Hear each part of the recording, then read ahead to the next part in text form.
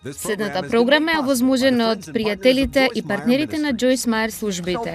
Затоа ве молам, ако чекате на одговор од Бог, не се фрустрирайте ако Бог се уште не ви одговорил. Тој можеби нема да порани, но тој нема ниту да заблицни.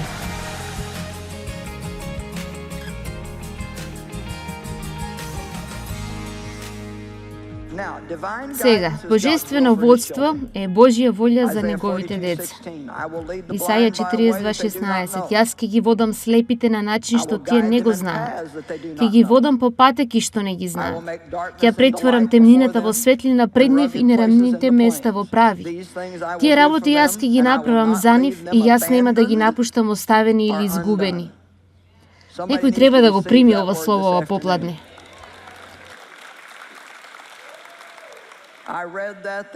Јас го прочитав тоа. Тоа е прекрасен стих, но тој е за некој кој е овде денес.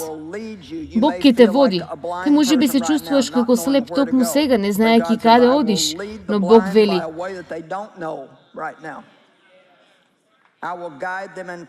Јас ќе ги водам слепите на начин што тие не го знаат токму сега.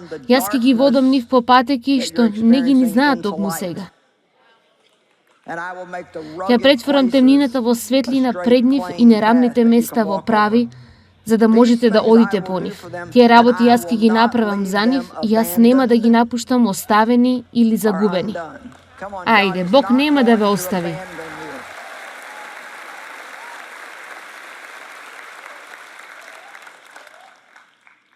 Огромен дел од нашите молитви се оние кога бараме Бог да ни покаже што да правиме во различни ситуации, што да правиме во врска со иднината, што да правиме за грешките кои сме ги направиле во минатото, одлуките кои треба да ги донесеме, како да се справиме со проблематични врски, а Бог сака да не води и да ни даде правец. Исаија 30:21 вели: Вашите уши ќе го слушаат словото зад вас, кое вели: ова е патот, врвете по него, без разлика дали ќе свртите десно или лево. Но овде повторно, јас не мислам дека тоа значи звучен глас ќе биде овде позади зборувајќи во твоите уши цело време. Јас мислам дека ако ние малку позабавиме, јас мислам дека успорувањето е еден добар дел на слушање од Бог. Така, можеме ли ние сите да кажеме да успориме? Ако ние успориме малку повеќе и си дадеме малку повеќе време, мислам дека вие ќе добиете огромен напредок во слушањето од Бог. Јас почнав да си давам повеќе време за да одлучам нешто. Јас сум личност која многу мисли дека можам да прифатам било што и да го завршам. Моето тело почнува да ми дава до знање дека јас ќе мора да се ослободам од некои од тие ставови. Ако сакам да бидам овде долго време.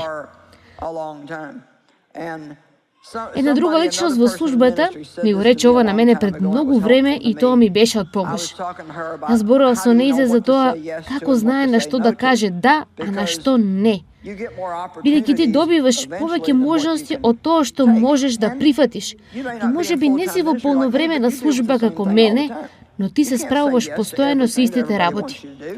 Не можеш да кажеш да на се што секој сака ти да правиш, бидејќи ако го правиш тоа, едноставно ќе прегориш. И така таа рече: јас си формирав навика на размислување за се и што и ќе ме чини ако го направам тоа. Например, Морет, ако се согласам да зборувам на оваа конференција, а таа живее во Австралија, тоа е долг пат да дојдем до тука. Треба пакување, авионски лет, па во хотел, пакување, состаноци, па разлика во времето, назад на авион. Тоа навистина ти помага искрено, да донесеш добра одлука. Ако успориш малку и да дозволиш Бог да биде со тебе низ тоа, што всушност ќе одземе од тебе ако ја прифатиш таа работа и кажеш да? И така, јас забележав дека го практикувам ова и неколку работи кои скоро навистина ми имаат помогнато е дека јас не се обидувам да одлучам пред да треба да донесам одлука. Јас сум личност која сака да биде на врвот од работите. Сакам да знам не само што ќе се случи денес, но и утре и следната недела, неделата после тоа и после тоа. И така тоа стана еден многу внатрешен притисок на тебе, а ти веќе се справуваш со многу работи. Така што не мора да се соочуваш со уште нешто внатре од тоа што треба. Тоа навистина ми помогна само да размислувам дека некогаш не го правам тоа. Нека остане за друг ден. Не мора да мислам на тоа денес. Исто така, кога луѓето ме прашуваат дали сакам да го направам ова или она, како например, јас се обидував да договорам некои состаноци претходната недела и имав 2 или 3 опции. Мојата асистентка чекаше на телефон на мене за да ја дадам одговор и јас реков: знаеш што, сакам да размислам за ова малку и потоа ќе те повикам. Една од работите кои ги одлучив е дека не сакав воопшто да одам, а потоа на еден од нив го смени времето од тоа што мислев. И когаш не ја добиваме оваа сјајна идеја дека сакаме да направиме нешто, и одеднаш сме подпишале одреден датум и сме потврдиле некој состанок, а потоа на крај стануваме луѓе кои не се од интегритет, бидејќи не го следиме тоа и не го правиме она што сме рекле дека ќе го правиме. Затоа слушањето од Бог бара. Јас ќе кажам уште еднаш за последен пат, да успориме и да си земеме малку повеќе време, да ги обмислиме работите или да размислиме на работите повторно. Дали некој се согласува со тоа? Ти ќе слушнеш слово за тебе. Ова е патот. Врвете по него. Без разлика дали ќе ствртите десно или лево. Сега, ние сите би сакале проект за нашиот цел живот. Ние би сакале да ги знаеме сите чекори. И мислиме дека сакаме, но навистина не е така. Затоа што ако ти знаеш се со кое се уште ќе се справуваш во твојот живот, можеби ќе сакаш да се откажеш токму сега. Но интересно е, затоа што кога работите ќе дојдат наеднаш, ние можеме да се соочиме со се, со Божја помош. И така, тоа е една од причините зошто Бог задржува многу информации од нас. Бидејќи тој не создал да живееме ден по ден и да се справуваме со работите една по една. И така, треба да научите дека Бог, тој нема да ти го даде следниот чекор, се додека ти не го направиш чекорот што тој ти кажал да го направиш сега. Ајде. Некои од вас може би чекаат да видат што би требало да правите за нешто. Но ти си замрзнат од страф и не правиш ништо бидејќи не можеш да го поминеш овој чекор за кој чувствуваш дека Бог ти го дал. Но можеш да забележиш дека реката Јордан не се раздели се додека Исус навин не ја стави ногата во неа. Може би водите нема да се разделат ниту за тебе се додека не ја прифатиш шансата и не ја ставиш твојата нога таму. Дали некој се согласува со мене? Знаеш што зборувам? Но нам не ни се допаѓа таа идеја за добивање информација од Бог една по една, бидејќи ова е начинот што Бог ми го дал за да го објаснам и луѓето обично го прифаќаат. Тоа е како да го имаш ова. Не го сакаш повеќе, но сепак си го добил. Не си среќен со ова, да речеме дека е твојата работа или што и да е, нема повеќе живот во тоа за тебе. Ти се чувствуваш како Бог да сака да го оставиш тоа и да направиш нешто друго. Но не сакаш се додека не знаеш што е тоа другото. И така, ти се обидуваш навистина многу.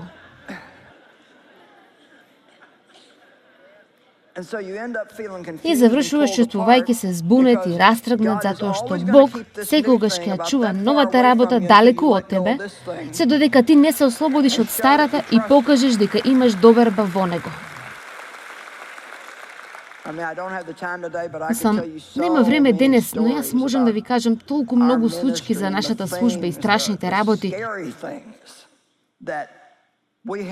што требаше да ги правиме и како Бог не водеше чекор по чекор по чекор.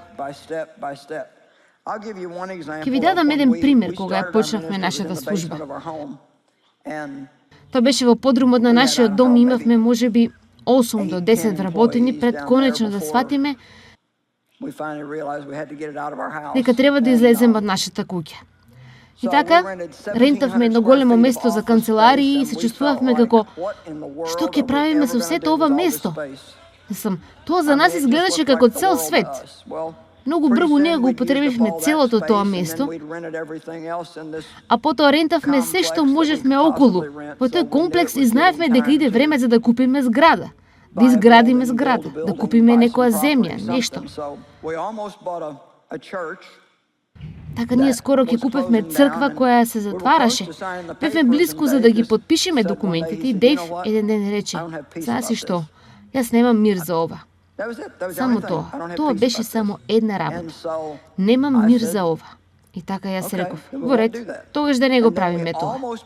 Тоа скоро ќе купевме една друга зграда и тоа беше колку квадратни метри беше таа зграда? Околу 3000 и ние мислевме: "Добро, мој Боже, што воопшто ќе правиме со толку голема зграда?" Дадовме понуда и наместо нас некој друг ја доби. Така, еден од начините на кој слушаш од Бог понекогаш е дека тој ќе ти затвори некоја врата. Не биете таква личност која се вознемирува затоа што не сте го добиле она што го сакате. Ако Бог затвори една врата, тогаш подобро благодарете му за тоа, бидејќи тоа значи дека вие правите нешто што нема да биде добро за вас. Бог може да отвори врати, но тој исто така може и да ги затвори. И така, таа врата се затвори. Ние не знаевме што ќе правиме. Ние навистина се боревме за тоа место. Бевме на телевизија, до тогаш имавме запослено многу луѓе. Нашата служба се зголеми 3 пати и имавме бироа надвор во ходникот. Имавме насекаде каде што можеме да ги ставиме. Начинот на кој возевме до нашата канцеларија беше истиот пат секој ден и заради некоја причина никогаш го немавме видено знакот. Јас го видов, но никогаш не му обратив многу внимание. Имаше еден мал знак на страната на патот, каде што возевме и имаше една стрелка која водеше кон 55 акри за продавање. Еден ден јас му реков на Дејв: "Се прашувам што е тоа?" Знаете, интересно е како Бог може да те заслепи за нешто ако не е правото време, а тој може да ти ги отвори очите за нешто кога е правото време. И така, ние отидовме и го погледнавме тоа место. И луѓе, тоа беше едно прекрасно. Но не пишуваше колку ќе чини. А и ние имавме одредена сума на пари, заштедени за тоа. Така ја најдовме жената која го поседуваше имотот и некој друг ја понудил иста сума на пари како што ние мислевме да понудиме за неколку години. Таа не им го продаде на нив, но Бог ни даде умиленост и таа ни го продаде на нас точно за таа сума на пари. Денес таму е нашиот имот. Колку метри е?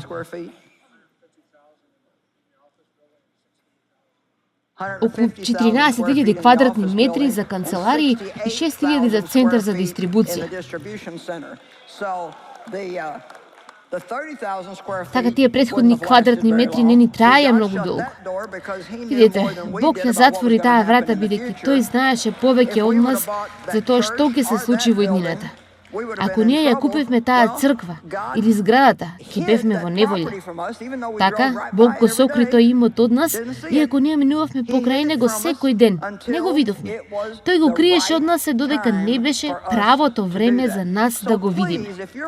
Така, ве молам, ако вие чекате на некој одговор од Бог, не се фрустрирате затоа што Бог се уште не ви дава одговор. Тој можеби нема да порани, но тој нема ниту да задоцне. Ајде. Кога е правото време и често ѓаволот се обидува да ве обесхрабри, само отворете ја вашите уста и кажете: Бог ќе ми зборува во правото време. Тој нема да ме напушти ниту остави. Бог ќе ми покаже што да правам кога ќе треба да действувам. Знаете, јас посебно се чувствувам лошо понекогаш за младите кои го напуштаат средното образование или факултетот, бидејќи сите ги прашуваат: што ќе правиш со твојот живот? Само ајде, некои од вас е 50 години и вие се уште не знаете што правите со вашиот живот, нели?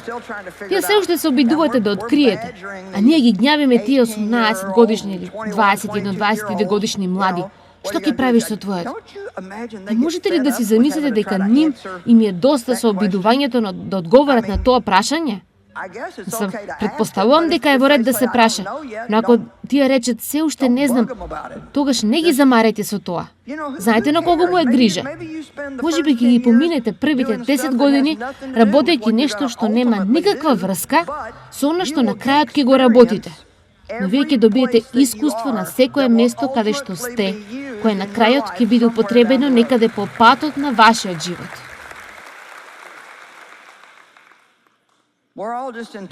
Сите ние многу брзаме за да знаеме се, а не треба секогаш да знаеме се цело време. Но ред, најчестиот начин на кој Бог ни зборува е преку Неговото Слово, и ќе ви кажам токму сега. Ако некогаш сакате да научите како прецизно да слушате од Бог, тогаш треба да го знаете Божиот збор. Ако не го проучувате Словото, ќе бидете измамени и ќе се ставите себе си во неволја. Божиот збор ќе ве потсети кога ќе направите грешки, кога ќе тргнете во погрешна насока, кога ќе сакате да направите погрешни работи, кога ќе се однесувате кон некого на начин на кој не му е угоден на Бог. Божиот збор ќе ве потсети. Ќе треба да се посветите да бидете студент на Божјото Слово. Аз би сакала да ја видам секоја поединечна личност како поминува некое време во Словото секој ден. Не мора ниту да биде долго време. Поминете некое време во Словото Божјо секој ден и вие ќе бидете изненадени дека времето во кое треба да го слушате Словото, ако навистина почнете да размислувате за тоа, дури ако го слушате на CD или нешто друго, и не сте во позиција каде можете да го слушате секој збор внимателно, нека тоа слово продолжи дури ако треба да слушате нешто 4 или 5 пати пред да го разберете сето тоа. Подобро е да го правите тоа, отколку само да си го губите времето, каде што само ќе си седите и размислувате за нешто кое нема да донесе никаков плод за вас. Сакајте го Божиот збор. Оружјето на нашето војување не е физичко, оружје на тело и крв. Нашето оружје е божествено моќно за уривање на тврдините или упориштата. Ние ги уништуваме аргументите и секои возвишени и горди работи кои се против вистинското познавање на Бог. И ние ја поробуваме секоја мисла и цел во покорност на Исус Христос. Со други зборови, има многу гласови во светот денес, природни и надприродни, кои се обидуваат да ни зборуваат. Ако ние знаеме вистината од Божиот збор, ќе ги разпознаеме оние кои се правилни според зборот Божи и оние кои се погрешни според Словото на Бог. Исус рече, ако продолжите во моето Слово, тогаш ќе ја знаете вистината и вистината ќе ве ослободи. Сега, јас верувам дека еден од главните начини како ние слушаме од Бог, и знам дека ова е факт за мене и Дејв, тоа е преку мудрост и здрав разум. Јас и Дејв, ова не го велам за да се фалам, ова е само факт. Ние имаме многу здрав разум. И знаете, здравиот разум понекогаш може да биде повреден за вас, отколку многу образование.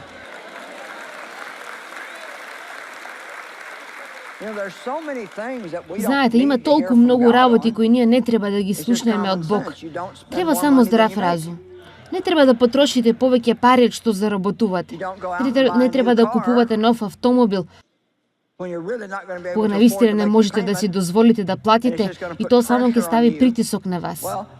Па, најпрво, Бог не ве притиска да одлучувате.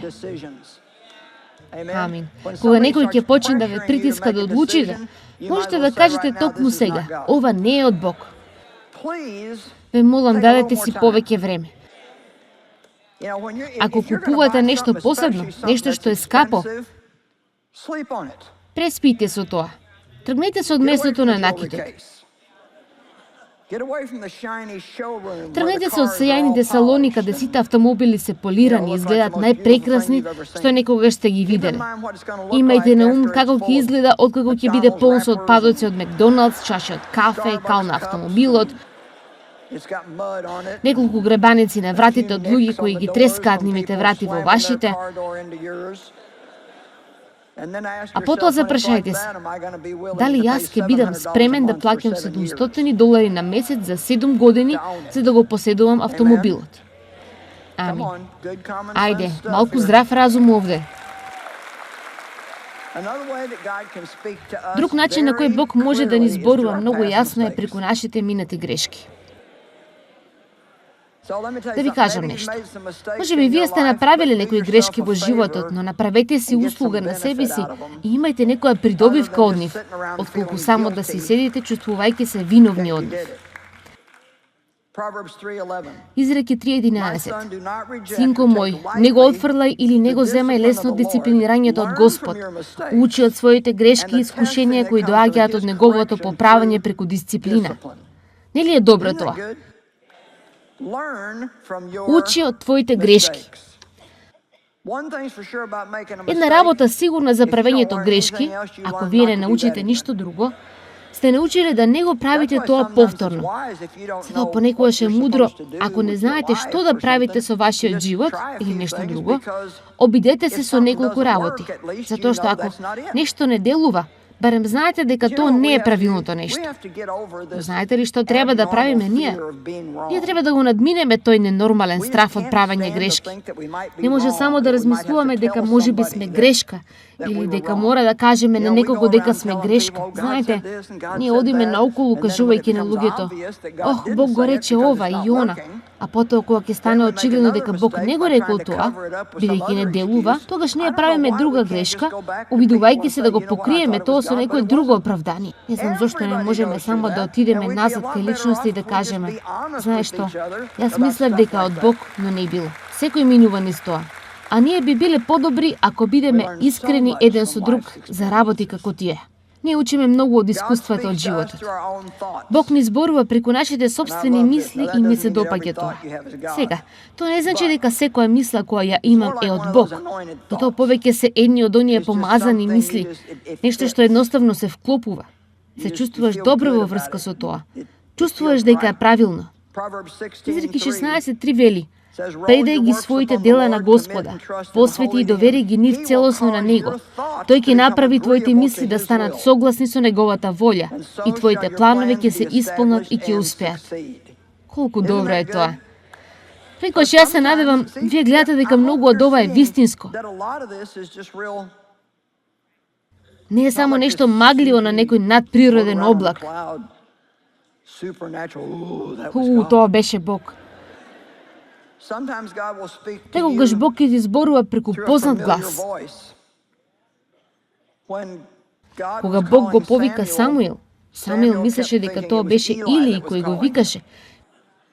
Бидејќи тоа беше гласот на кој беше навикнат да слуша. Од Бог.